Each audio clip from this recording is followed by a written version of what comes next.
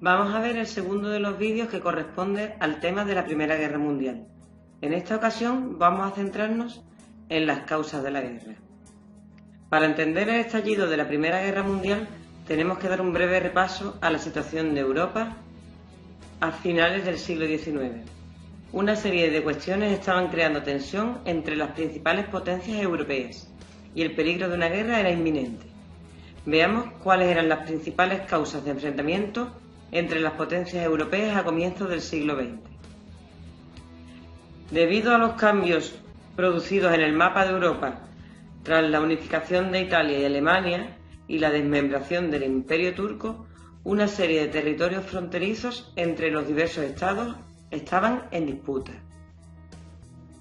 Francia aspiraba a recuperar Alsacia y Lorena, dos regiones francesas que Alemania había incorporado a su territorio tras vencer a Francia en su proceso de unificación.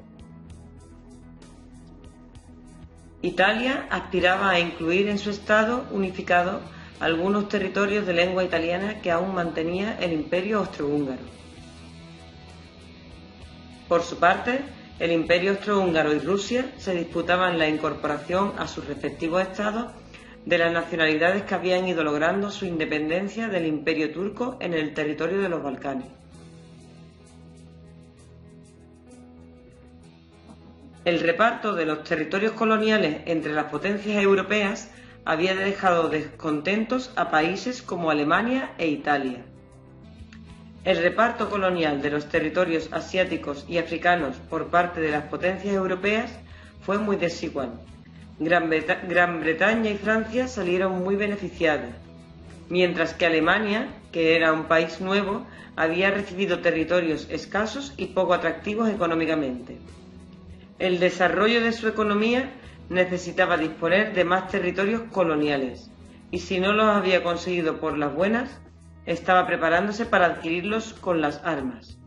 Tampoco Italia había quedado muy satisfecha con los territorios africanos que le asignaron, y aspiraba a ampliarlos. Otra causa se encuentra en el auge de los nacionalismos. A finales del siglo XIX, tanto los estados nacidos recientemente, como Italia, Alemania o Serbia, como los antiguos, como Francia o Rusia, por ejemplo, vivieron un ascenso del fervor nacionalista, fomentado por los gobiernos y la prensa entre la opinión pública. Esto provocó el desarrollo de sentimientos de odio hacia los países que se consideraban enemigos tradicionales, lógicamente vecinos, y preparó a la ciudadanía para que aceptara la guerra como forma de demostrar la superioridad frente al vecino. Durante siglos, los imperios se han repartido el mundo a golpes de sable. Los dominios de Gran Bretaña se extienden hasta Australia y Canadá. Los de Francia desde África hasta Indochina. Alemania también tiene colonias, pero quiere una porción mayor del pastel. Hasta 1871, Prusia fue un estado dividido, pero tras aplastar a Francia y anexionarse a Alsacia y Lorena, se convirtió en el Imperio Alemán. Su emperador, el Kaiser Guillermo II, rodeado de su cúpula militar en pleno, ordena la construcción de una armada que supere a la flota británica.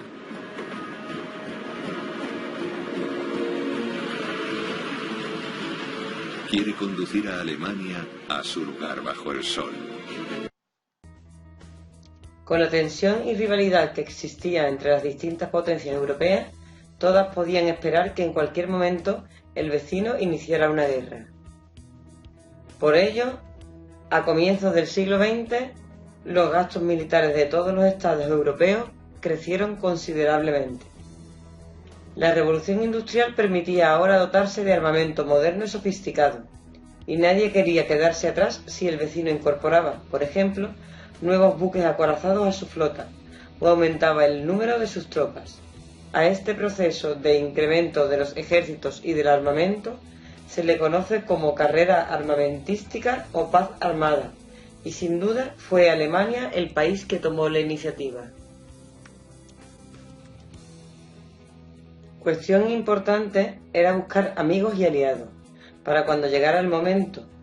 Por ello, las principales potencias europeas llevaban tiempo haciendo alianzas con quienes podían tener intereses comunes.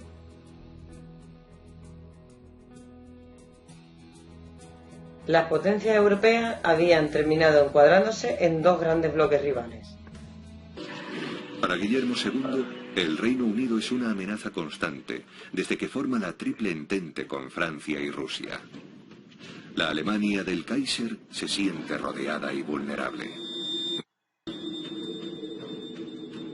Su único verdadero aliado es el Imperio Austrohúngaro, una amalgama de pequeñas naciones que ha gobernado Francisco José I, de 83 años, durante más de 6 décadas.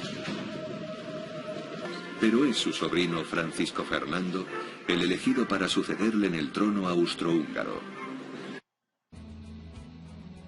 En el centro de Europa, Alemania y el Imperio Austrohúngaro, antiguos rivales, acabaron firmando una alianza de ayuda mutua, dado que Rusia parecía un vecino peligroso para ambas, y a fin de cuentas, austriacos y alemanes tenían una cultura común y sus intereses no chocaban.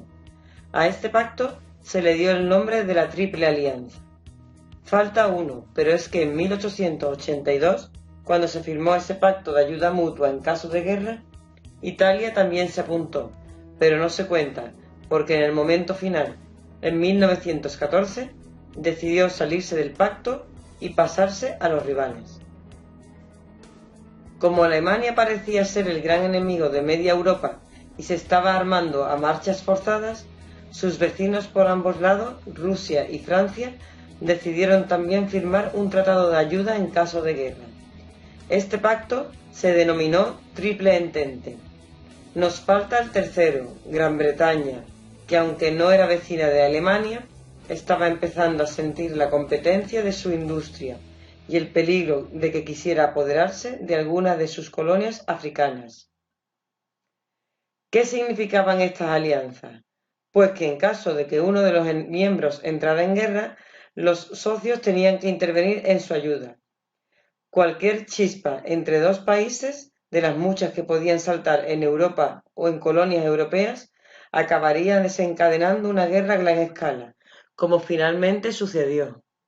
Solo hacía falta esa chispa, y esa chispa sucedió en Sarajevo.